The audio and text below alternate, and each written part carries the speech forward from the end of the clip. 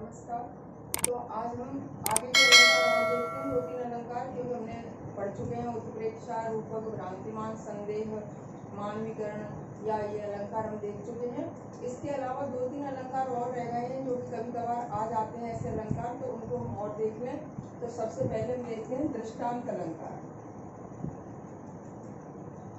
दृष्टांत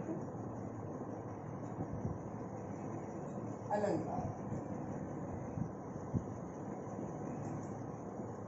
दृष्टांत का अर्थ है कि यहाँ उपदेशात्मक कुछ भी ऐसा प्रमाण स्वरूप कुछ भी आपके सामने प्रस्तुत किया जाता है जिससे आपको कोई प्रेरणा मिल रही है या कुछ अच्छी बात बताई जा रही है, तो वहाँ होता है दृष्टांत अलंकार। तो यहाँ देखें कि दृष्टांत अलंकार जहाँ कोई प्रेरणा या उपदेश दिया जाए वहाँ दृष्टांत अलंकार होता है। वहाँ दृष्टांत अलंकार होता। तो ऐसा कोई उदाहरण जिसमें आपको मिल रहा है कोई उपदेश या कोई प्रेरणा, तो ऐसा कुछ भी आपके सामने प्रस्तुत किया जाता है जिससे आप कोई प्रेरणा ग्रहण कर सको। तो यहाँ उदाहरण देख लें इसका कि करत करत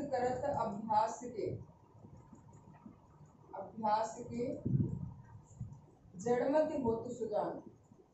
जड़मति होत सुजान। करत अभ्यास के जड़मति होत सुजान। और रस्सी आवत जात से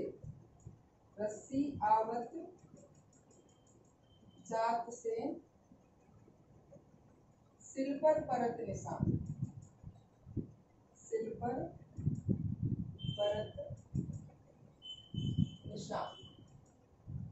तो यहाँ देखें कि ये कहा गया है निरंतर अभ्यास करने से जड़ बुद्धि यानी मूर्ख लोग भी सुजान यानी विद्वान हो जाते हैं। जैसे एक कोमल रस्सी की रगड़ से पत्थर पर भी निशान पड़ जाते हैं, उसी तरह से अगर व्यक्ति करना चाहे तो क्या नहीं कर सकता।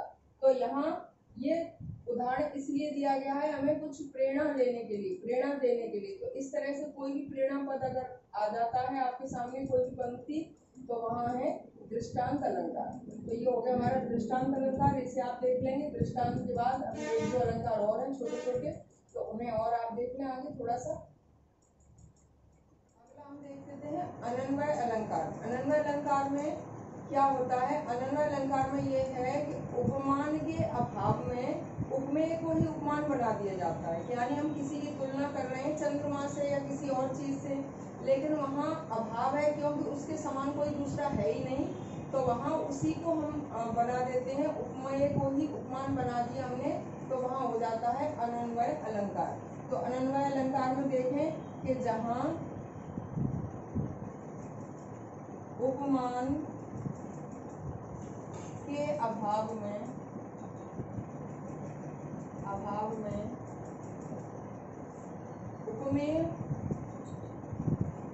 उपमेय को ही उपमान बना दिया जाए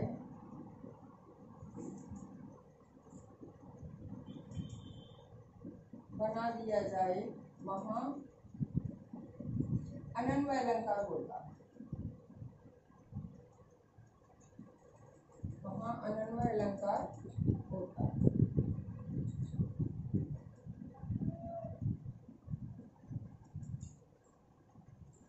तो जहाँ उपमेय के अभाव में, जहाँ कहा हमने कि उपमान है, उपमेय को ही हमने उपमान बना दिया क्योंकि वहाँ उपमान का अभाव है। तो जहाँ उपमान के अभाव में उपमेय को ही उपमान बना दिया जाए, तो वहाँ होता है अनन्वय अलंकार। कैसे कि जब किसी की हम तुलना कर रहे हैं, हमने कहा कि राम से राम, अगर राम की तुलना कर रहे हैं, राम के समान दूसरा कोई है ही नहीं, तो राम की तुलना राम से ही, राम से राम और सियासी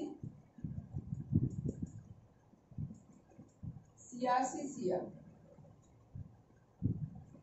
तो यहाँ राम की तुलना राम से ही, क्योंकि राम के लिए कोई दूसरा उपमान है ही नहीं, इसीलिए सीता की तुलना सीता से, क्योंकि यहाँ उनके लिए भी कोई उपमान है ही नहीं। तो यहाँ उपमान के अभाव में हम उसी चीज को, उपमेय को ही उपमान बना देते हैं, वहां होता है अनन्वय अलंकार। तो अनन्वय में बस थोड़ा सा समझना है कि किसी व्यक्ति की वस्तु की तुलना उसी से हो रही है, कि राधा से राधा, कृष्ण से कृष्ण, या फिर राम से राम, सिया से सिया, तो है यहाँ अनन्वय अलंकार, कि उसी की तुलना उसी से हो रही है, तो अनन्वय अलंकार। तो ये हो गया अनन्वय। एक और देख लेते हैं हम, प्रतीक अलंकार। तो अगला एक और हम देख लेते हैं प्रतीक अलंकार। प्रतीक भी इसी तरह से है कि जैसे उपमेय है, तो उपमेय के सामने उपमान को छोटा बता दिया है। कर तो रहे हम तुलना के मुख की चंद्रमा से, लेकिन मुख के सामने चंद्रमा बेचारा रंग है, गरीब है, क्योंकि उसकी तुलना नहीं कर सकता, मुख इतना सुंदर है चंद्रमा के सामने। तो यहाँ देख लें कि प्रतीक अलंकार, प्रतीक अलंकार में हमें क्या है कि जहां उपमेय के सामने उपमान को हीन या छोटा बता दिया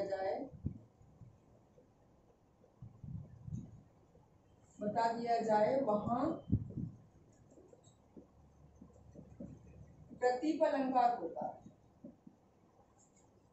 प्रतीक अलंकार होता है। तो देख लें कि उपमेय के सामने जो उपमान है उसको छोटा बता दिया, उसको हीन बता दिया, कि सीता का मुख ऐसा सुंदर है कि उसके सामने चंद्रमा भी बेचारा गरीब दिखाई दे रहा है। तो वहां है प्रतीक अलंकार। जैसे उदाहरण, सीय मुख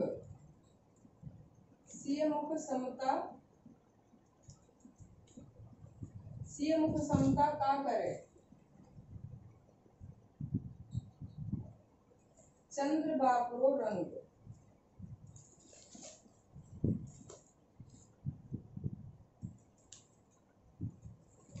तो यहाँ देख लें कि सीय मुख समता का करे चंद्र बापरो रंग। सीता के मुख की समता चंद्रमा क्या करेगा, क्योंकि उनके मुख के सामने वो स्वयं गरीब मालूम पड़ता है।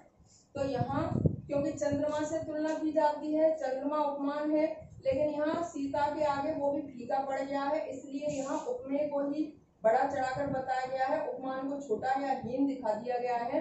तो यहाँ है प्रतीक अलंकार। प्रतीक अलंकार में बस आपको इतना ध्यान रखना है कि उपमेय के सामने उपमान को छोटा या हीन बता दिया जाता है, यह है उपमेय प्रतीक अलंकार। तो प्रतीक अलंकार हो गया, अन्वयन हो गया, दृष्टांत हो गए, ये हो गए। इसके अलावा आपको पूछा जाता है उभयालंकार, क्योंकि 3 प्रकार के होते हैं। तो उभयालंकार में कोई अलंकार आपको आगे अलग से नहीं पढ़ना है। अगर पूछा जाता उभय, तो उभय का अर्थ होता है दोनों, और दोनों अगर कोई ऐसी पंक्ति आ रही है जिसमें शब्दालंकार अर्थालंकार दोनों की विशेषता आ रही है, तो वहां माना जाएगा उभयालंकार। तो ये आपको बता दिए कि शब्दालंकार के अंतर्गत प्रमुख तो आपके वही संदेह भ्रांतिमान तक ही ज्यादातर आते हैं, लेकिन अतिरिक्त में ये बता दिए थोड़े से, क्योंकि जो अर्थालंकार है उनकी संख्या 125 मानी गई है। तो 125 में से थोड़े से अलंकार आपको यहाँ बताए गए हैं, जो कि एग्जाम में या परीक्षा में पूछे जाते हैं। तो आप इन पर थोड़ा सा ध्यान रखेंगे तो आपको ये आराम से हो जाएंगे। इसके अलावा भी आपको कोई परेशानी हो तो आप कमेंट बॉक्स में